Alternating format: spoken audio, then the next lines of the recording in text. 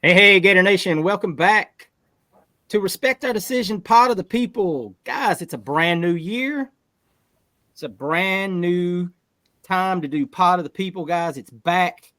Our show that we do each and every week where you guys send in your questions to our Facebook group and our Twitter page. And you send in those questions and we try to throw some answers behind them, what we've been hearing, what we personally think. Put a little context to your questions. Have a little fun while we're at it. We're not going to do a community question this week. We're kind of doing this as you will, a soft reopening. Next week will be our grand reopening of Pod of the People. We'll have a community question brought to you by CJ. It'll be something fun, I'm sure. Something that brings back memories of days of old, as we ring in 2024. But we're going to jump right into it, man. First question of the week comes from our good friend Ryan Gary. Ryan asked what is part of our Facebook group and part of our Facebook chat. If you're not part of that, guys, join our Facebook group, Respect Our Decision, and jump into that recruiting chat that we have, man. We have a good time, good people, no message board vibe to it where people are calling other people names or telling other people that they're dumb for their opinion. Just good fashioned Gator football talk. But anyway, Ryan's question is, when will the team shift focus more on the 2025 recruiting cycle? I see a lot of bigger Power 5 teams already landing studs in the class. Hopefully, we will get in the mix ASAP. CJ, what's your thoughts on that? Yeah, I don't know. I know we have one commitment. We have one running back commitment, which is a good running back, and right now it seems like, man, we got to win this year. So, before they've got to get everything squared away. Feels like they're worried about the portal, those kind of things. Those need to be done like immediately. So that's what I would focus on. First and foremost. And I understand. We've got 25 kids that have visited. We've got feelers out to kids. We've got kids that are talking about coming on visits. So just, again, it'll probably be early spring, like usual into the summer. That's when you really get heavy into the recruiting for the next cycle. But I feel like the way the portal is now, you've got to just kind of divert all your attention and all your resources to that at the moment, especially in a position like we're in where we really need to start winning some games like now. So yeah, I think that we just don't have the luxury to sit on, rest on our laurels and kind of wait for the 2025 recruiting class. I don't think that's what we want to see right now. I think everybody is happy with them, really hitting the portal. So, it is what it is. I know, but like I said, I know for a fact that they are recruiting kids in the 2025 cycle. We've had kids that have visited, and as the spring goes along, you'll see more of them. Absolutely. Wes, our next question comes from our good friend Lucas, the Gator man. Lucas asked, how many kids out of the portal do you think we locked down on visits this week? Wes, how many? Put a number on it. How many portal kids you think we're landing this week? I would say maybe three. I would say three. Does that count, Scooby? Not Scooby. I'm sorry. Whew, Pup. Does that count, Pup? Yeah, that's with pup. I'm gonna say three. Maybe I'm gonna say one of those linemen. I know we talked about on the podcast from Thursday about the two linemen. One's from LSU, right, and then the 6'9" kid from Arkansas. So I'm thinking we get our linemen. I'm gonna say Rogers, and I say we get Pup.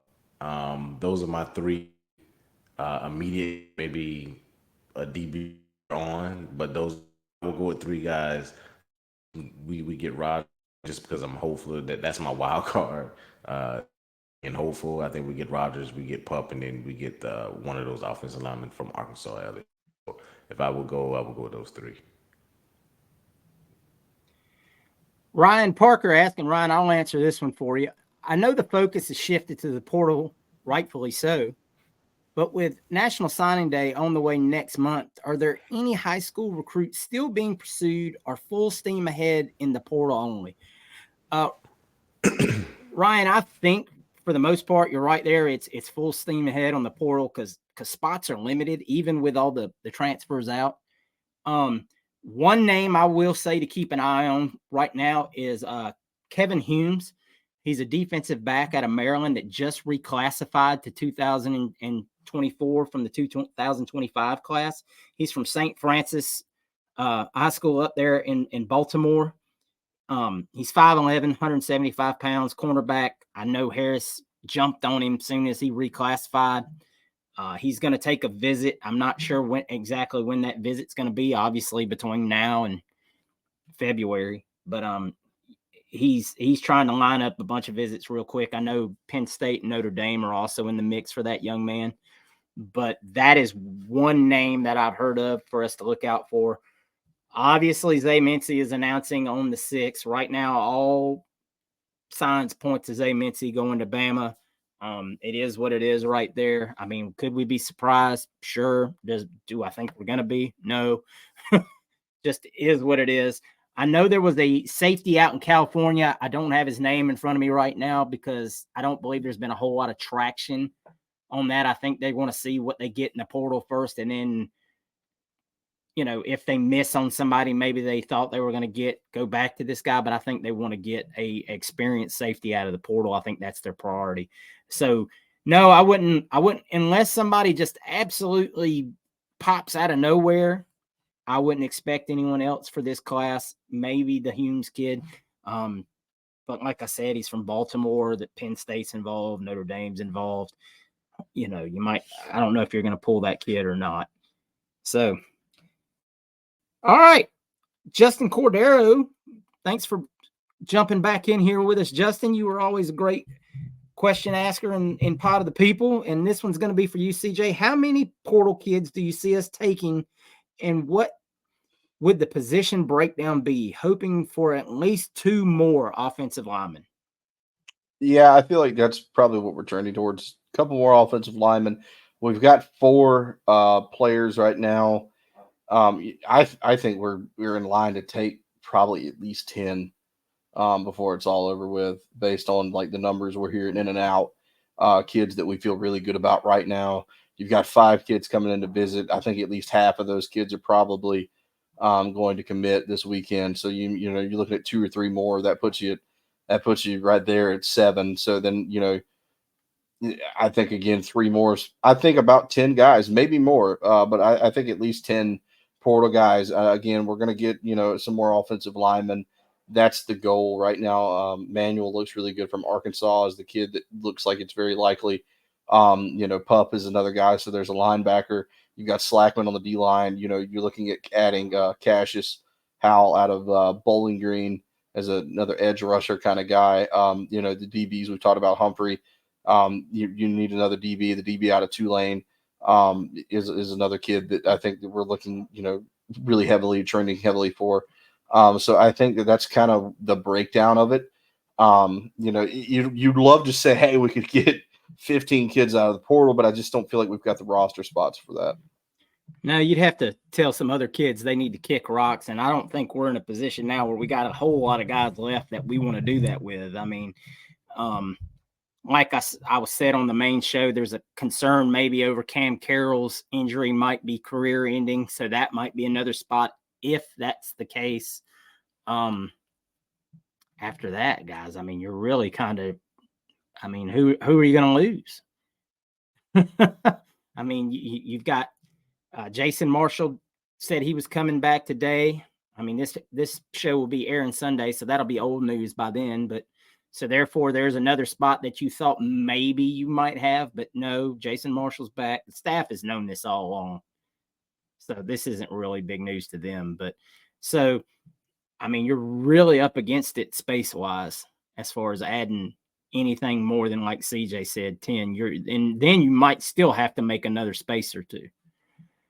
All right, Wes, this one's going to be for you. I know this is going to get you excited because this is a topic you love to talk about recently. Corinthian Perry says, hearing Napier might be calling plays again. Y'all's thoughts? First, Wes, before you answer this, it's highly unlikely right now that Billy Napier's calling plays in 2024. We covered this last week. We had a big conversation about the offensive coordinator situation. but it is completely my understanding Billy Napier is hiring an offensive coordinator. But Wes, what are your thoughts? I don't think he will be calling plays. I agree with what you just said, Hirsch. All indications right now is going to be Willie Corn. If it's his job if he wants it. I personally, I talked to CJ and Hirsch about this. Is nothing secretive. This is just being transparent. I would have liked Marion to come in based on what I saw Saturday. Not Saturday, excuse me, Monday in the bowl game. And it's nothing about. It's nothing about. I know Liberty is undermanned versus when they played Oregon. But to me, my thing was I wanted to see more creativity on offense. If I could, I know they weren't going to be able to hold up front.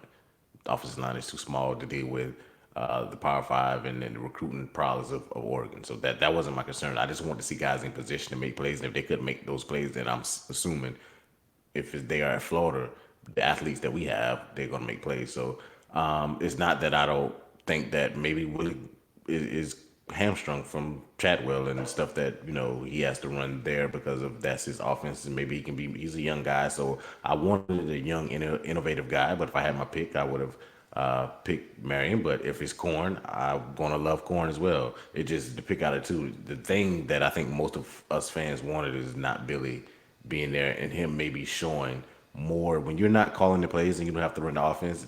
Maybe he can be more of the CEO that maybe you see Dabo Sweeney and you see Nick. Well, I don't say Nick Saban because Nick Saban's still involved with the defense. But if you see Dabo Sweeney is more, he has hands on more things, and you're free to do more things. Then maybe our special teams is not as bad as our special teams has been. Maybe he's in those rooms and in those meetings and handling things where he doesn't have to prep for defense and look at different things on the defense all week. Because if you be the offense coordinator, Billy Hands is.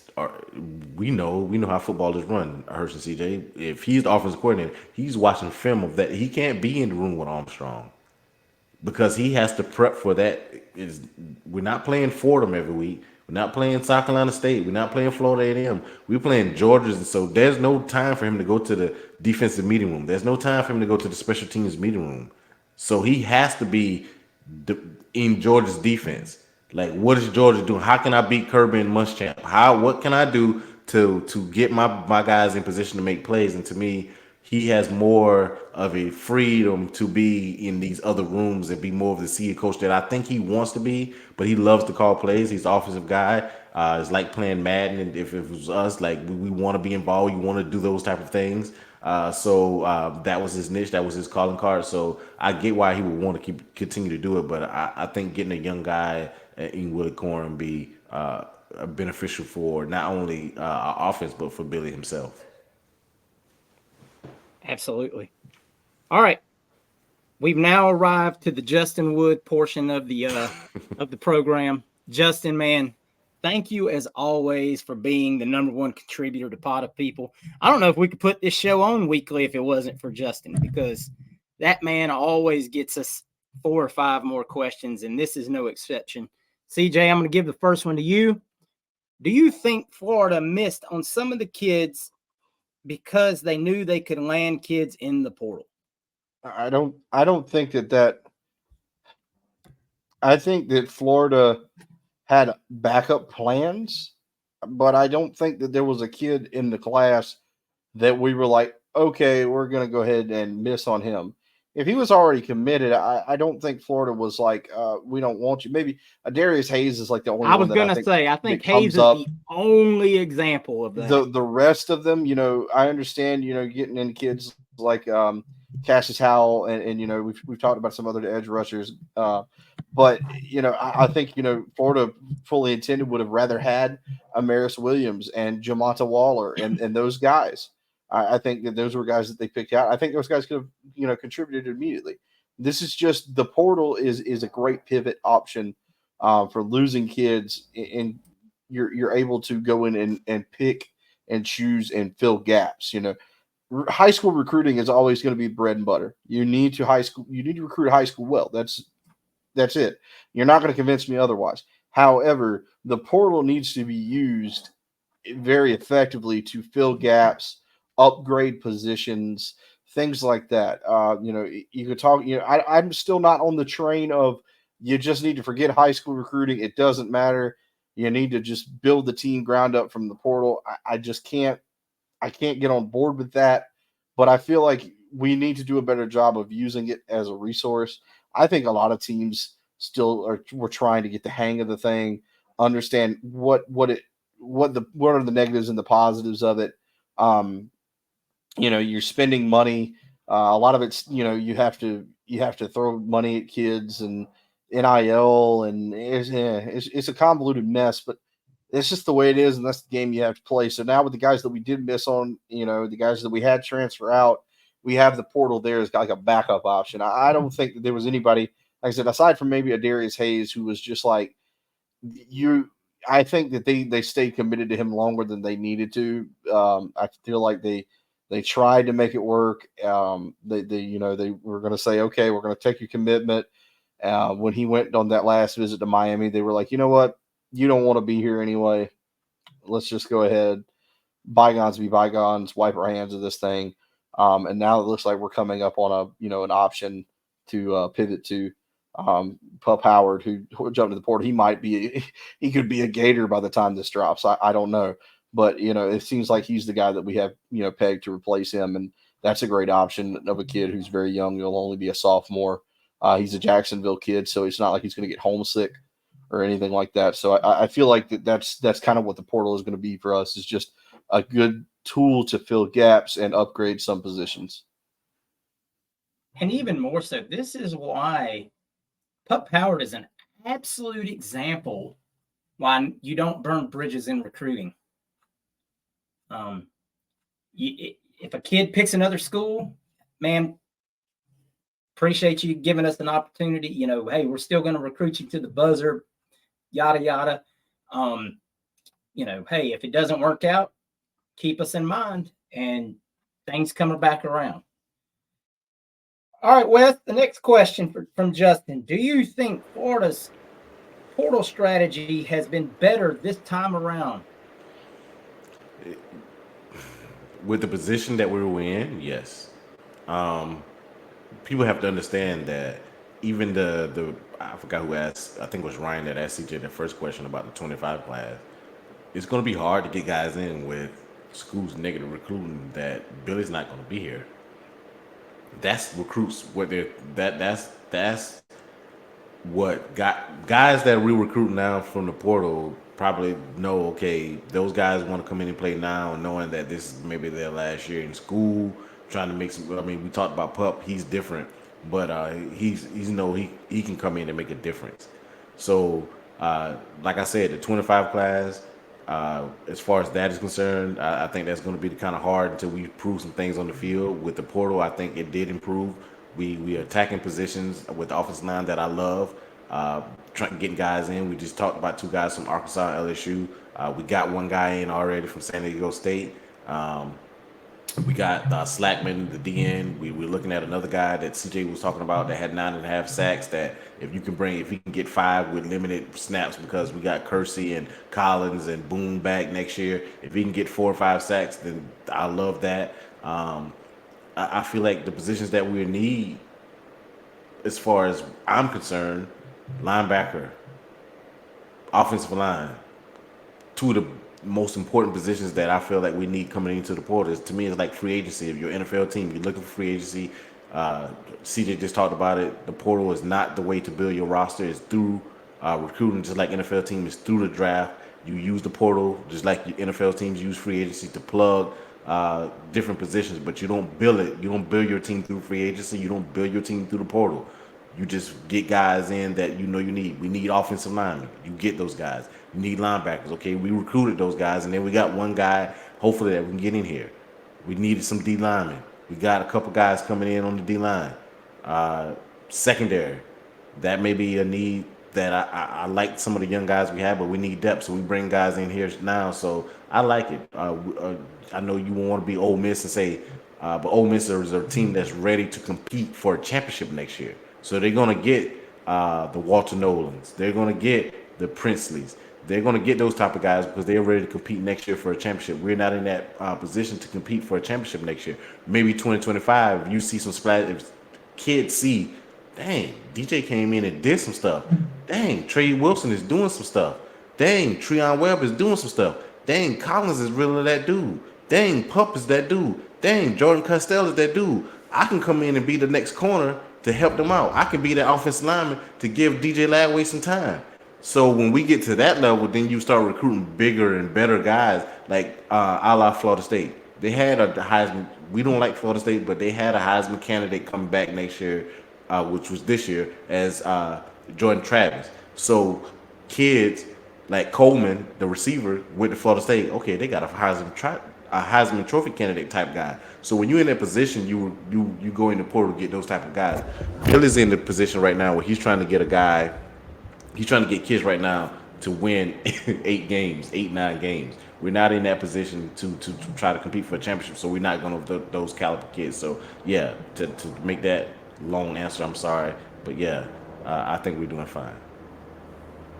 Okay, before I get to his baseball question, I'm going to go ahead and he had one other question, and we kind of already talked about it. Chances Florida hires an OC before the season starts. Justin, I think the chances are exceptionally good. I would imagine you'll see. My personal thought process is you'll see an OC hired probably by the first or second week of February. Just personal thought process here.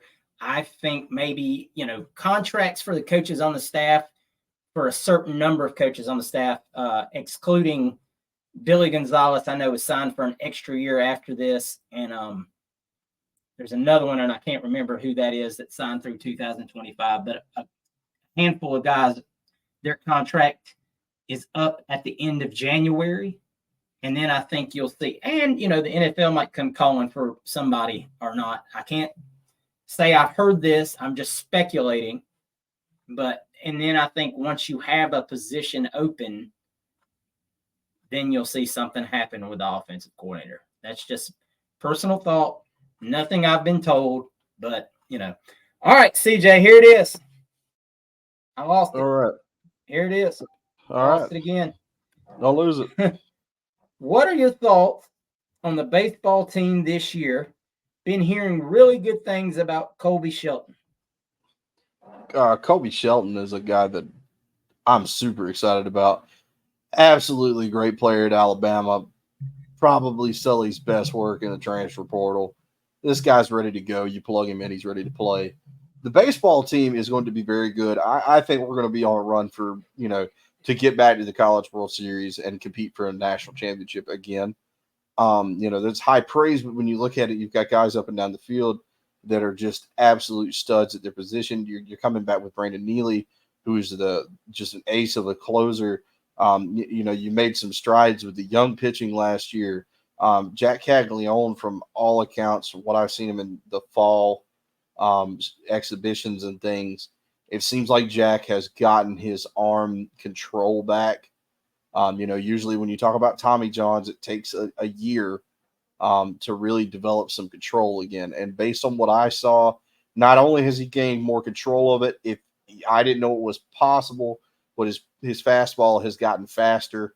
I think he was up to a 102 throwing a fastball. Just absolute ridiculous athlete. The guy's, without a doubt, a top 5 MLB pick. Kids can play both ways.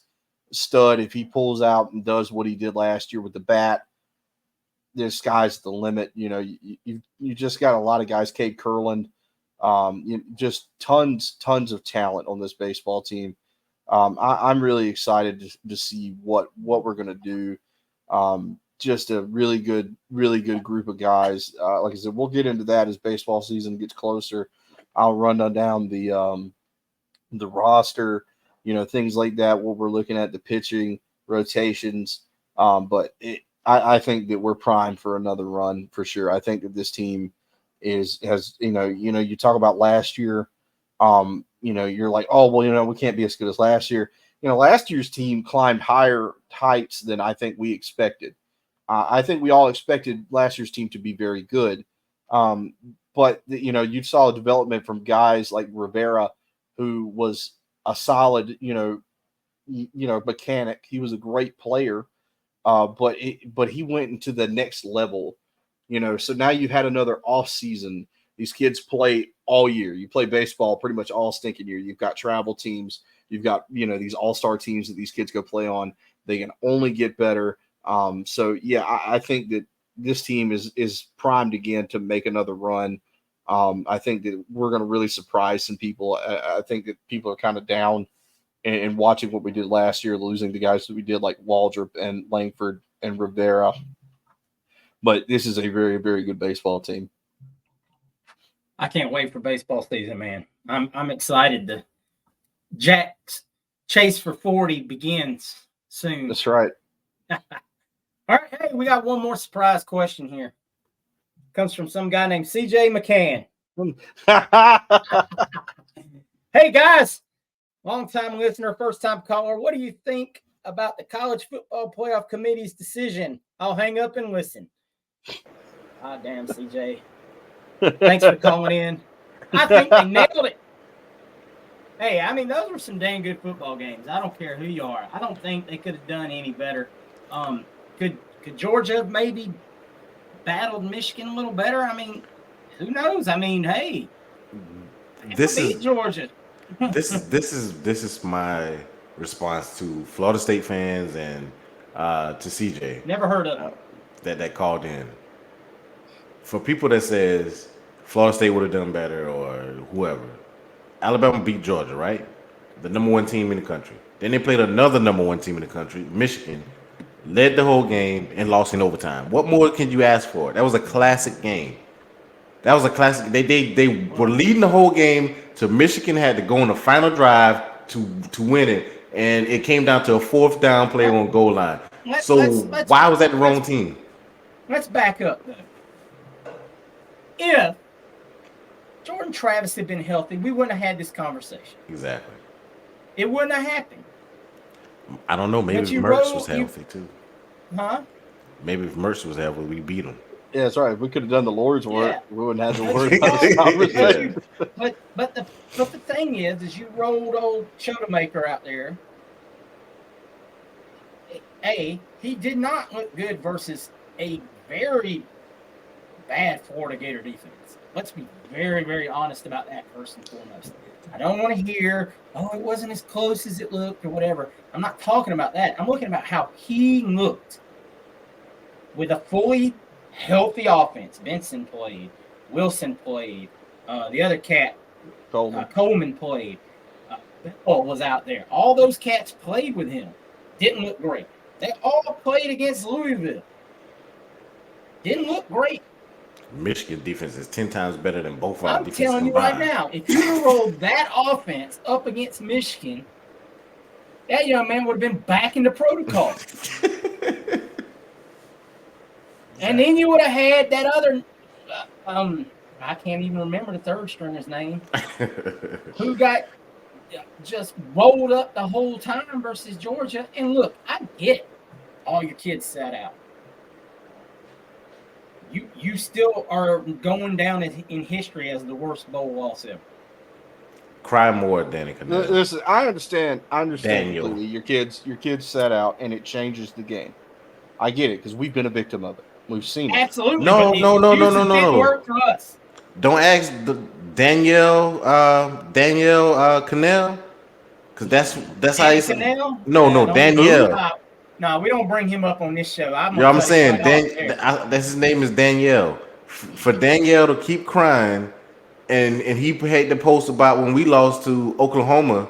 That's Mullen was crying about his guy that's the loser program, etc. I'm paraphrasing what he said. That's the same thing with Florida State. When you hire mercenaries and not hire guys that care about your program, that's what recruiting is all about. When you recruit guys who come in as mercenaries, they don't care about the University of Florida State or Florida State University. Culture. That's one thing I don't want. That's what I'm saying. That's the code. That's why recruiting is important because if you bring in guys that care about the University of Florida State University, then they would have played. But when you bring mercenaries, guys who've been at other universities all the time, and that's what the majority of your roster this year was based off, you're gonna have guys that quit on the program, but they don't care about they don't care about going 14-0. You had a chance to go 14-0 and prove something. You don't care about that when you're a me guy and you mercenaries and you came into Florida State for that reason. They don't care about the Florida State University. Oh yeah, but then their whole argument shifted real quick. Well, who are you to tell those guys what they should do about their money and yada yada yada yada yada? Look, first off, Jane Bell ain't gonna be no first, second, third round pick. Nope. Yeah, guys sitting out I'd never heard of. But outside of Wilson and Coleman And Verse. and Verse, I'll give you Verse as well. Did the what's the D tackle? The white guy, the white D tackle. He sat out. He didn't play. Yeah, he's really showed good up too. in a boot and then didn't have his boot. No, on he him. dropped some cornball quote and then still showed up in sweats and didn't play. Like I said, but my whole thing is, well, you've seen it before where your team get decimated by injuries or you get you decimated by opt-outs. We didn't get beat by 60. That's ridiculous. We didn't get outscored by Georgia's scout team 21-0 in the second half. And that's indicative of the talent level they have. Because That's the only thing this showed was Florida State's severe lack of depth. Now, Florida State recruited a very good class, a little top heavy, but good players, right? They're all going to be freshmen. But what Florida State trotted out against Georgia, what you watched play, is going to be their team next year. Whether you like it, good, bad, indifferent, ugly, they'll add some guys in the portal, sure, awesome, but you're counting on all those guys to replace all that production that you're telling me you lost. I'll tell you right now, terrifying. I'll take Jordan Travis 10 over 10 days over DJ Ukulele. I'll tell you that right now. No, he is who we thought he was. Hirsch is DJ a bunch of letters. Don't know you coined that. You coined that. My catchphrase is actually DJ onomatopoeia. I thought it was DJ a bunch of letters. Yeah, that was the first phrase, and then I changed it because I like that one better. Yeah, I'm gonna put it on a T-shirt one of these days. DJ onomatopoeia, and slap it on a T-shirt and lunchbox and sell it. But don't think for 2 seconds. I mean, you've seen that guy playing for 5 years. You know what he is. I watched every member of that fan base trash that dude for 3 years while he was at Clemson. And now you're posting him up like, oh, he's going to be great next year. Don't sell me a damn bucket of lies. Y'all can't even say that. What's that? What's that damn gift with the girl dancing, crying while she, when she's doing that? That's Florida State fans right now trying to, Listen, I get the upset. Tweet through it. I understand you're upset. It's no shame in being upset. Stop pretending like you're not. Like this isn't affecting you at all. This is. I understand you're upset. I understand. You got to be ejected at some point. You got every right to be mad. You got beat by 60 points to Georgia.